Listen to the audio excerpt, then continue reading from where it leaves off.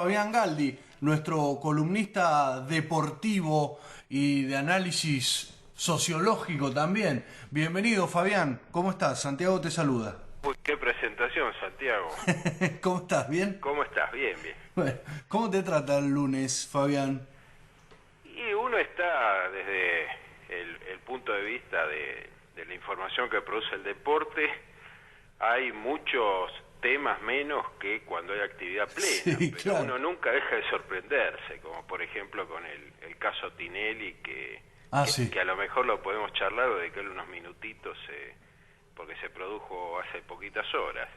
A mí me encantaría que lo charláramos, si vos tenés ganas, en la medida que vos quieras.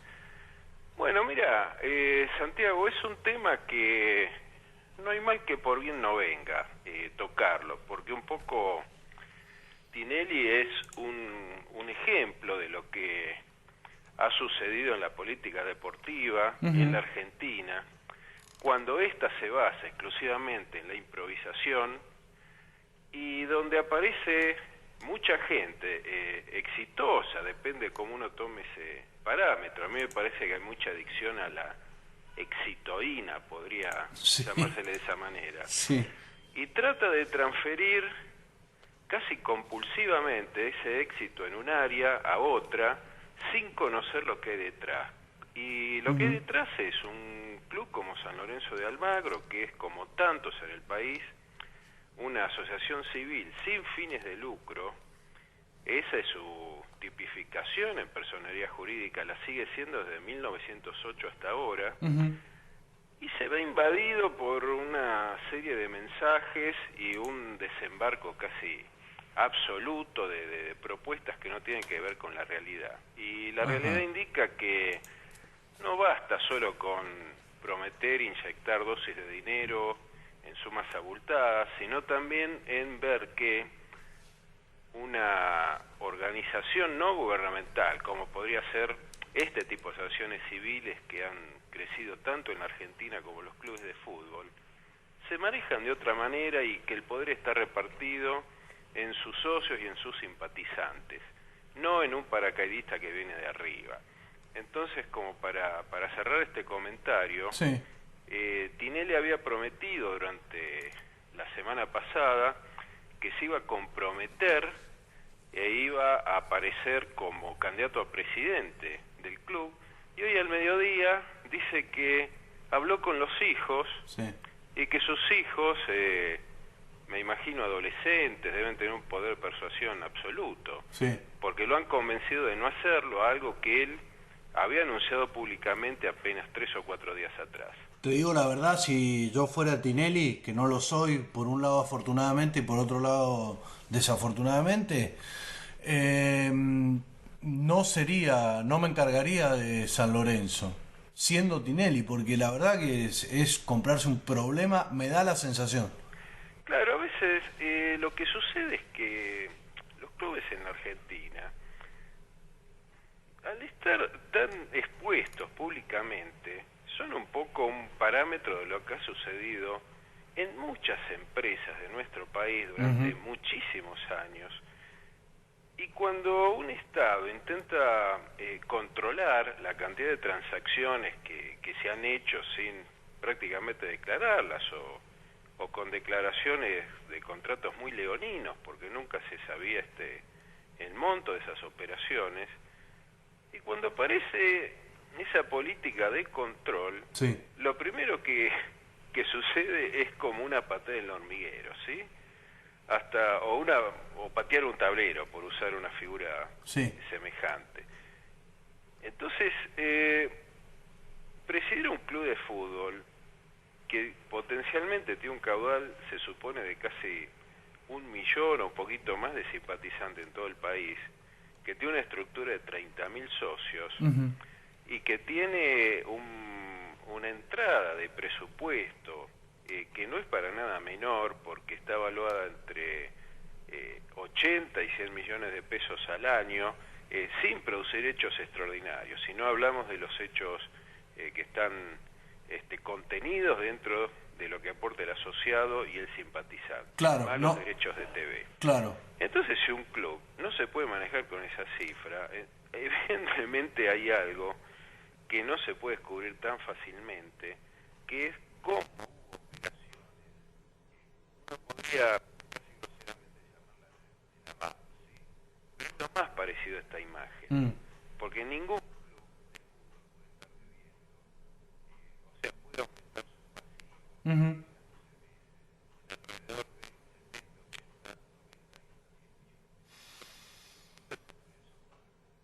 pasa en otros clubes, aunque a lo mejor pública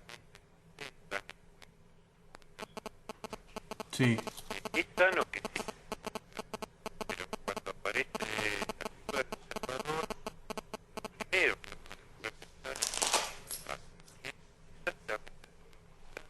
no ha pasado A mí, a este desastre. Tinelli ha tenido que ver en desastres anteriores de San Lorenzo. Claro, tiene obviamente Sí, claro. Sí, sí. produjo un efecto real. Recuerda, no estaban solo falta de sino que además quedaba Mm. después cambiar la imagen, cambiar y transformar una asociación civil, ¿sí? Como si fuera una especie de empresa de marketing, Sí. espectáculos, al mejor nivel de los programas. Saltó la nutria, diría, porque justo te estaba por decir, disculpame la interrupción, Fabián, que me daba la sensación que con el fútbol, bueno, no es una sensación, de hecho ha sucedido, de la mano del desguace del Estado y de la mano del discurso que apoya el desguace del Estado, fue destruyéndose también los clubes. Así como vos mencionabas que es San Lorenzo una entidad civil, una asociación civil, ¿cómo fueron los clubes desde la temprana creación de estos, ¿no? Que funcionaban como un núcleo donde la gente iba, no solo hacía deporte, sino que socializaba en general. Hacía fiestas, bailes, bueno, la vida social pasaba por el club. Y después con ese criterio de hacer del club una empresa, como suponiendo que un club sea un club es algo malo, se fueron verdaderamente destruyendo muchísimos clubes. Aquí en Mendoza hay varios ejemplos. Hay gente que te habla, no es mi caso, probablemente a lo mejor vos sí, pero muchísima gente más grande habla de los famosos, por ejemplo, carnavales de Talleres y Claro, ese sí, tipo de sí. cosas. Bueno, Andes Talleres se lo destruyó. Hubo un tiempo donde Talleres, por citar un ejemplo, estaba destruido. Y casualmente, cuando esta gente venía con ese paradigma salvador de hacer de los clubes una empresa, fue cuando más clubes se destruyeron. ¿Vos te acordás, Santiago Mati?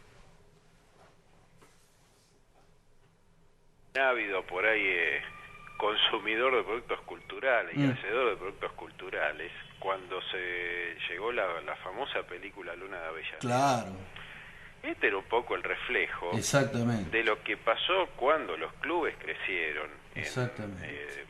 Se da un gran crecimiento de los clubes a nivel sociocultural, pero de inserción barrial en la comunidad, entre los años 40 y 50. Ujú. Entonces nuestros abuelos han vivido esa etapa de crecimiento. No era solo un lugar donde se jugaba al fútbol, No. sino que se empezaba a contener a la familia en todo tipo de actividades, Ujú. que no eran solamente las deportivas, sino las socioculturales, las recreativas. El tema cuando vos citás los carnavales, también era la cuestión de la familia. Estaba, hermano, Claro, ni hablar. estaba. Ujú. Entonces, te puedo comentar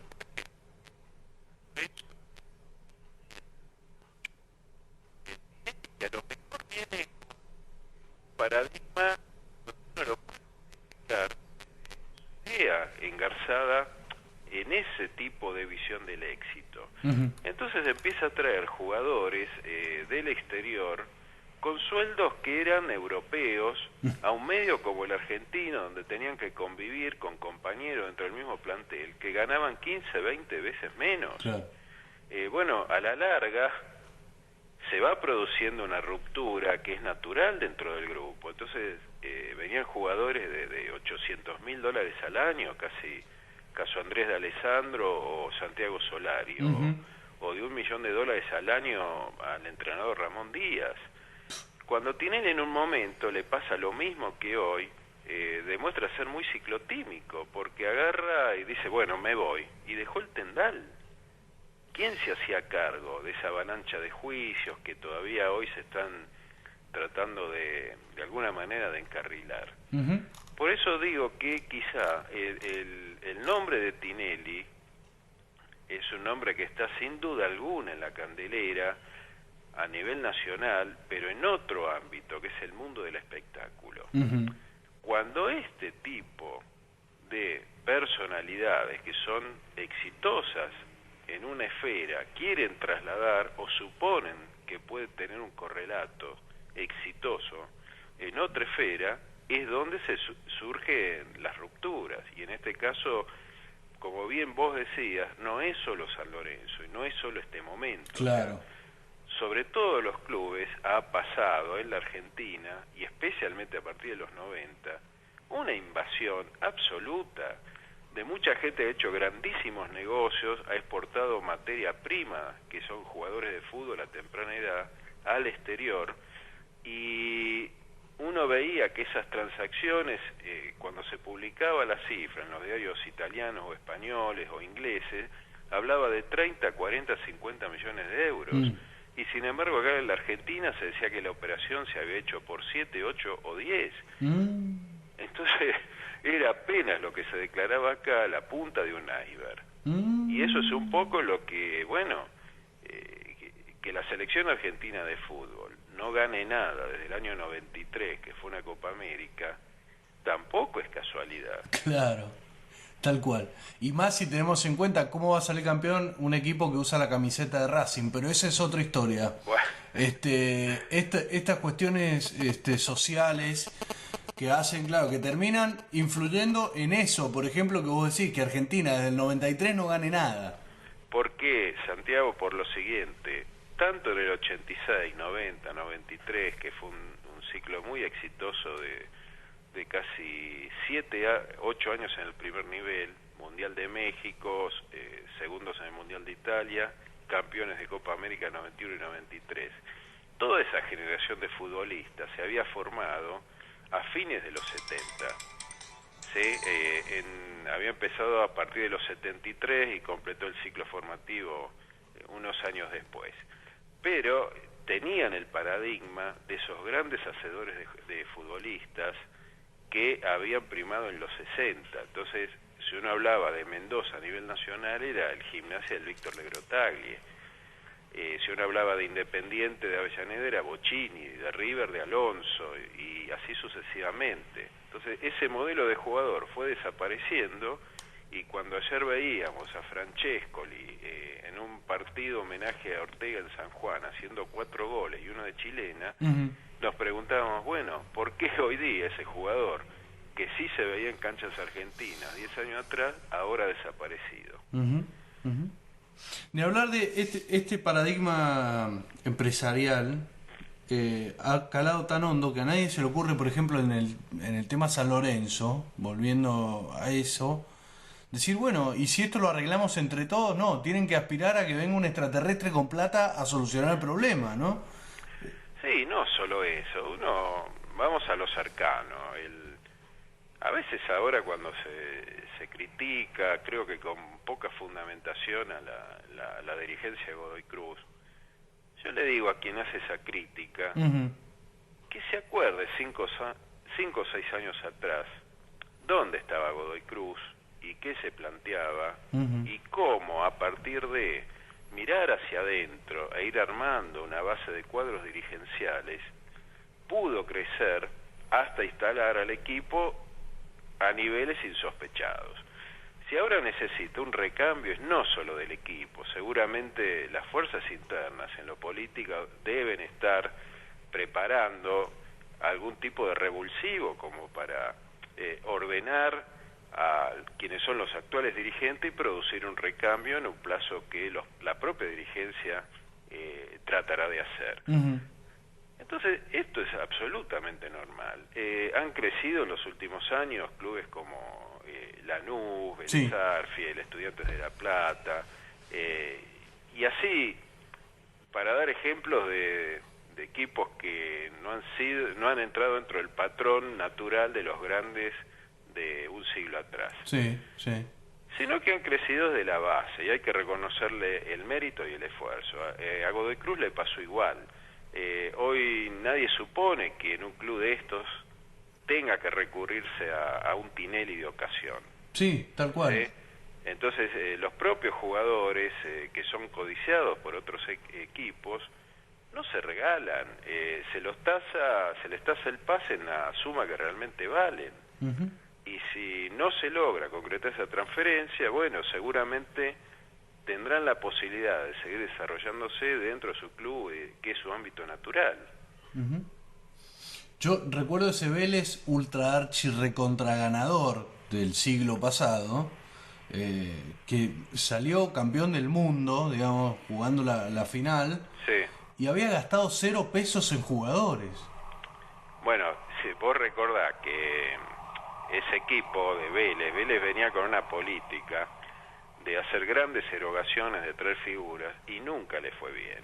Y en un momento se mira hacia adentro y dice, pero bueno, si tenemos un entrenador que ha salido del club, que está trabajando en Francia, démosle una oportunidad. Y ese ignoto entrenador era Carlos Bianchi. Ni más ni menos. Ni más ni menos. Entonces Bianchi lo que hizo fue aplicar teóricamente lo que había aprendido, ¿sí? Aprovechar esa enseñanza, pero volcarla a la idiosincrasia argentina.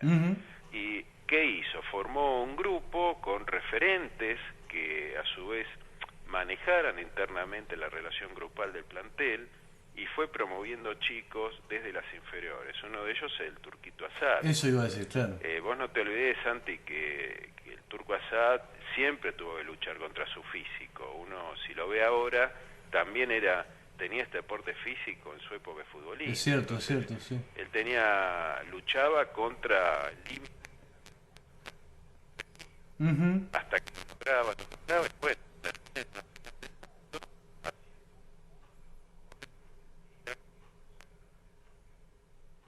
Por eso, aplica mal la mirada, termina aplicándose, tratar de indagar cuáles han sido las causas. Y es un poco lo que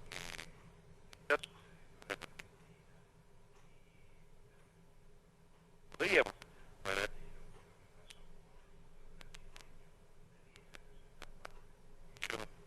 trataban de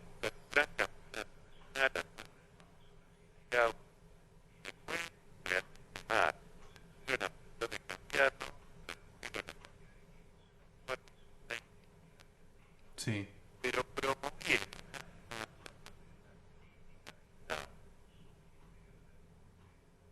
las empresas aportaran capital privado favorecidas por desgravación impositiva. Entonces se hizo una suerte de asociación mixta con control del Estado, donde el capital privado tenía esa fiscalización.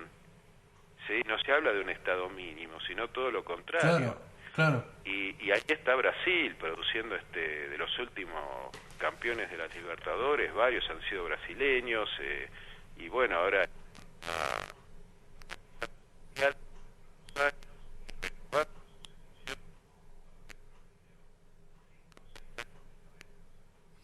lo hablábamos el lunes pasado, digamos, cuando hablábamos de lo que sucedía en los Juegos Olímpicos, y que el deporte, y el fútbol no es la excepción, es mucho más que el deporte mismo, es mucho más que el jugador con la pelota y adentro de una cancha. Tiene que haber toda la estructura de abajo que sostenga una u otra forma de jugar al deporte.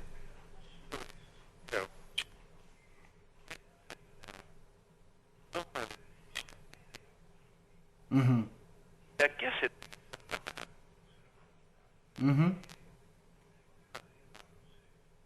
cuando empieza a recibir información de la justicia suiza sobre casos de Estado? El presidente Ujú. Ujú.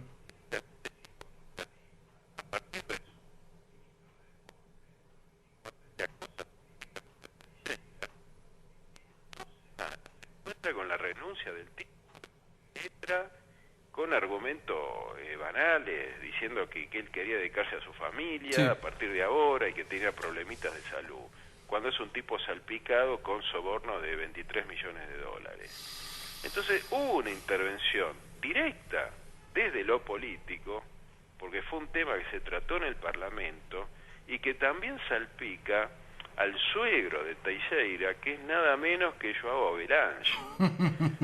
El Parlamento, yo recuerdo haberlo charlado con periodistas brasileños en el Mundial de Sudáfrica, en esas charlas muy ricas en los centros de prensa. Entonces contaban que el legislativo brasileño lo había citado a Avelange para una interpelación. Y en un momento salta un diputado, que no sé realmente el nombre, Sí. y le pregunta a Avelange que hay sospechas que en el 78, para favorecer la organización del Mundial en la Argentina, Videla le había regalado un campo a Avelange. Mm. Y Avelange se negó a contestar. Entonces, él ahora, bueno, ya está muy avejentado, hablamos de una persona de 96 años, pero ahora recibió una denuncia del presidente de la FIFA, Blatter, obligándolo a renunciar. Y es un disparate lo de Blatter, porque él saca a relucir actos de corrupción de 27 años atrás. Entonces, evidentemente uno se cuestiona por qué no lo hizo antes. Fabián, Es un poco la realidad. nosotros te agradecemos muchísimo, la verdad yo me quedaría hablando media hora más, pero hay que ir a las noticias, estamos obligados y como siempre es muy fructífero el aporte y siempre son tan amenas las conversaciones y uno aprende muchísimo con vos. Te mando un abrazo. Disculpa que te tenga